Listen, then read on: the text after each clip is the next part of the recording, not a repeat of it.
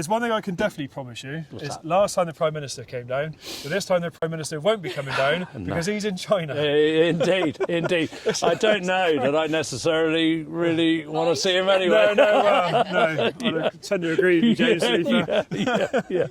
So, welcome back to a very wet between the furrows. We should probably explain this isn't where we live, but this is 5 miles from where we live. And for those of you that might remember or don't remember, this is Moorland, which flooded really bad in 2014, flooded people's houses, and unfortunately it looks like we're getting back. Yeah, I mean the whole village was evacuated in 2014, wasn't it? Yes. The people lost their homes, like the whole village was flattened. So there's a farmer just down here who we're quite close with called James. I don't know if I can actually get down there. We might try it. Yeah, it's not too bad for the moment, but it's just, yeah. So he lives down here, so he's got cattle down here. I spoke to him yesterday on the phone, so we've got a shed at our place, which is basically there for him if he needs it, to get his cows out. I don't know if we can get down there, because it's just going to get deeper and deeper. I mean, you can see across the fields there. We'll try and get a drone up, I guess, but it's super windy and there is more rain coming. Yeah. It's just horrific. I mean, this is the second time in 10 years. I was talking to James the other day. In 2014, it was like a slow flood. Yeah. So it came through quite slowly, built up, flooded. But this time it's just been like flash flood. Really, really quick. So the EA have got pumps in place, right, which are now pumping the water out of here, back into the Parrot to try and get the water level down. So yeah, I'll put that in the video as well. Might do. But Did they have the pumps in 2014? Yes. We'll try and get to James anyway, and there's also people coming and we're parked in the middle of the road. So a bit of a different video, but we just want to show you guys what the situation is in Somerset. Right, we're going to follow this guy down through the water. He seems to think that we can make it. He's already been there. Yeah, he's just going to run that cone down. So it's not the water I'm overly worried about. It's the you can't see the ditches. So I guess we should share the point of why we're doing this video. It's just like this happened in 2014, and the government of 2014, which was Conservative, actually David Cameron came down here, and said that it's horrific, and we're going to do all we can to stop this happening again, and here we are again. I mean, now King Charles, but he was Prince Charles at the time, also came down. Did he? He did indeed, because he landed in our fields. So yeah, different. Oh, that's all right. Because where we used to live, you couldn't get a car to, but you could get a plane to or a boat to. Yeah. So he landed his helicopter in the field so he could come visit some of the residents who had been affected. Look at the water, man. This is just. I mean, you can see how high it is on that gate. Yeah. Like I said, I've got a shed ready for James if he needs it with his cows, because this is one thing about farming, is when things go bad or when things are bad, other farmers always help each other out. Yeah, it's a community, isn't it? Yeah. We have had some camera issues when we recorded James, but we have some footage of James which we're going to show you very, very shortly, but James had a lot to say and we wanted to make sure that some of it got across which wasn't recorded. I have fixed my camera issues now. So James, I apologise. You're in the video in a minute. He has some great stuff to say. And Evie's much more clever than me. She's remembered it. Well, first of all, why don't you say who James is? James is a local farmer to us. He lives down in Moorland. He's a beef and arable farmer. And we're on many committees together, including the Drainage Board. So I've probably known James for probably for 3 years now. Very nice chap, and you guys will see him in a minute. How long has he been on the Drainage Board? 20 years.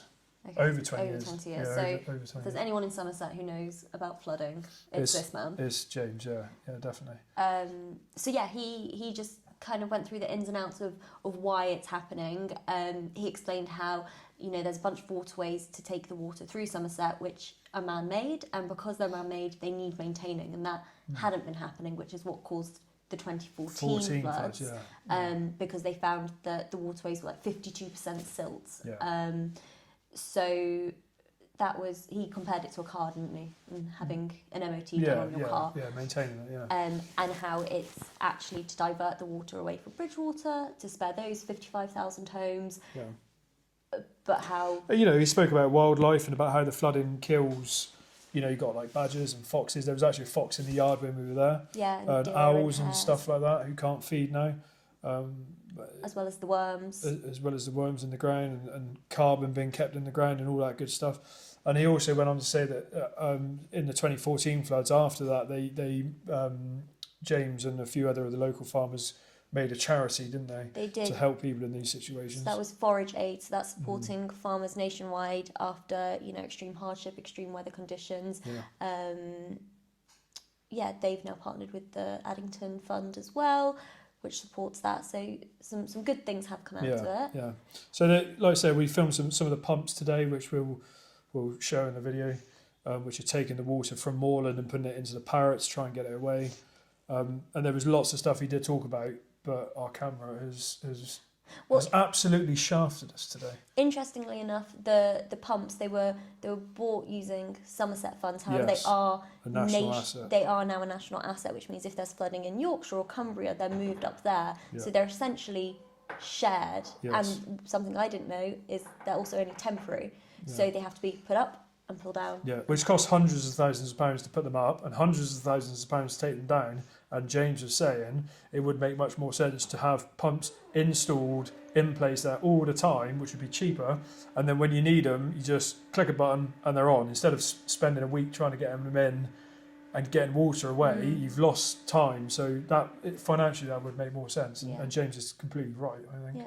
Yeah. But the knowledge of James in this area is, well, second to none, really. Absolutely. He's the man that all the locals go to and stuff, which he'll tell you in a minute, because we managed to catch that in a video. But like I said, we're here for if the levels do rise, then we're here. If he's got to get cattle out, we've got a few sheds that he can use. So he also explained how you have different weather events, and how the weather event in 2014 was over 2 months to get the water to where it is now, which has only taken 5 days. Yes. So actually how you respond to that is different. Yeah. So it's like the 2014 was like a slow burner flood, and this one's like is like that. So those pressure points change, and someone like James would know that. Somebody like the EA wouldn't necessarily know that. No. So he was saying how those trigger points are seen as gospel by the EA. Yeah. But they change all the time. So yeah. So we're, I apologise to James for the video, just not, technical issues. But there is a bit of video at the end there of James, and like I said, we just like to thank him again for letting us come down to speak to him. And it's just about getting this out there so people can see how people are affected. Really, and if anyone it's actually quite scary, isn't it? Yeah, if anyone wants to find out any more, they can go look on Forage Aid, and the other one he said was Flag, which is flooding on the levels. I can't remember what it stands for, but on Facebook, if you go to the Flag group, it's that kind of support network for flooding, which is really interesting. But we hope and pray that this, it depends how much rain we get tonight. We didn't have any rain yesterday, but if we don't get much, they might be okay. I just hope it stays that way, right? Whilst we were there, he said it was rising a centimetre an hour, didn't he? So even though the rain has stopped, the water's moving. James has got crops under the water now, hasn't he? So he's paid to put these in. He's not going to get compensation if they're flooded out. Wheat tends to die 25 days underwater, he'll be dead. So he's lost that cost, and then he's got the cost of re-drilling it. Yeah. Because you know my saying on insurance, don't you? What's that? First time you're okay on claiming. Second time maybe. Third time.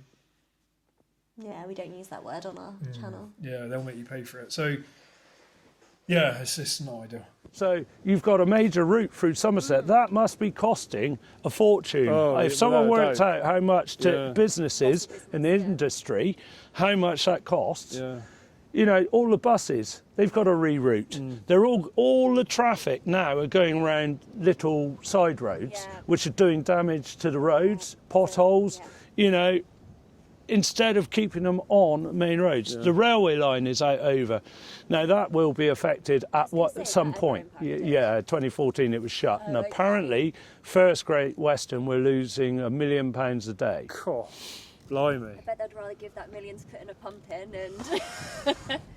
So it's weird times we're living in, isn't it? Oh, it is, and it's amazing, the figures. Some of the figures are just mind-boggling. Yeah. So it's just frustrating. We're here again. Yeah. We're talking about the same thing again and again. And I said to Bill Revens this morning, we're just having the same conversations, and it gets so frustrating. We've been doing it for more than 12 years, because we were telling them it was going to we were going to flood if something wasn't happening. And the amount of time you've put into do you know what I mean? It's not just the. It's tiring. It gets tiring. My phone is going all the time. The first phone calls I had 2 days ago at 4 o'clock in the morning about residents worried, because I'm area rep for this area for the IDB. They come to me. If the EA say something as a social media post, they always come to me and question it. EA were actually telling the big guys down there in the houses that they were going to flood last night to evacuate. Well, no, I could have told them they weren't going to flood. It doesn't work like that. That's just, no. It's the trouble when you send somebody down who doesn't live here. I was going to say with a clipboard. With somebody who's been here all their lives and knows it like the back of their hand. You know, so people tend to ring the locals to find out. They will do, Which is fine, and I don't mind helping. I can't advise, because people are saying, when do you reckon we're going to flood? I don't know.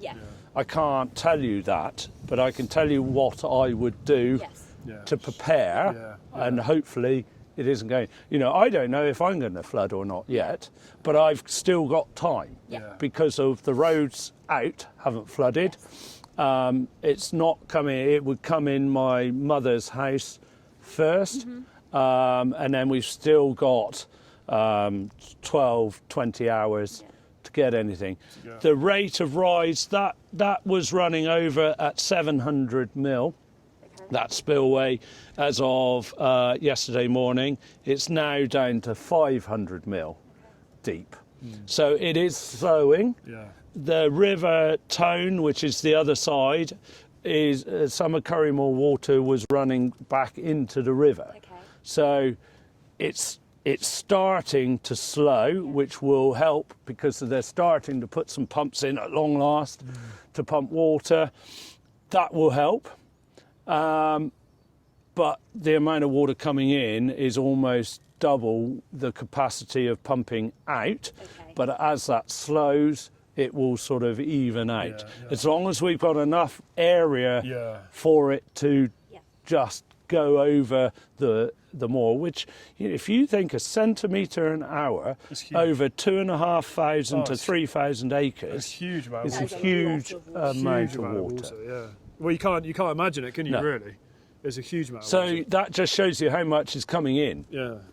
It's also madness, though, that in this day and age, you know and you're aware that from your mother's house flooding, you then only have a certain amount of time until your house. And no one should have to know that information. And that's the experience we're talking about compared to EA coming down, or someone like James who's been there and would know. EA wouldn't have a clue on that, would they?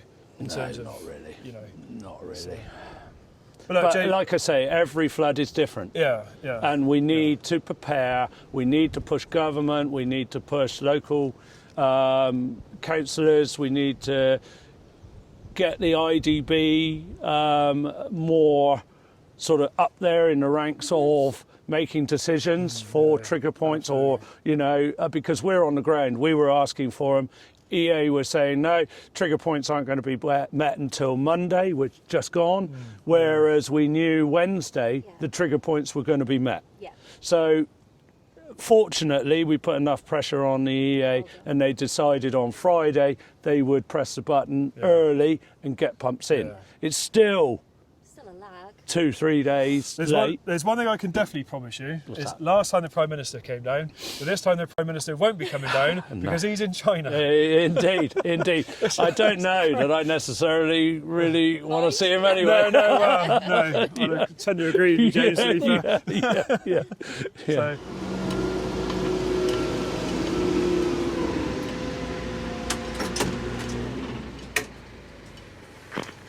Yes. Very clean. Well, it's brand new, isn't it? I've got to turn the lights It's off. brand new, is it? It's done 33 hours. Wow. So this is for another video. Okay, we look forward to I'm going that. to compare it to our JCB. Oh, good one. We'd like to thank James today Yeah, for taking the time to talk to us. huge thank you to James. Yeah. It was really interesting. It's a bit of a... I wouldn't usually put a video out around now, but it's just because of the flooding and stuff. So thank you very much, James. And we will see you guys in the next one. Obviously, we have the grain store to do and a comparison of this We've got lots to look forward to. and the 538, 532. We didn't do an intro to this one, so do you want to do your intro now as well? Intro to, well, this video. Yeah. Welcome back to Between the Well, we Pines. did for the Oh, did you? flooding, yeah. All right, okay. Right.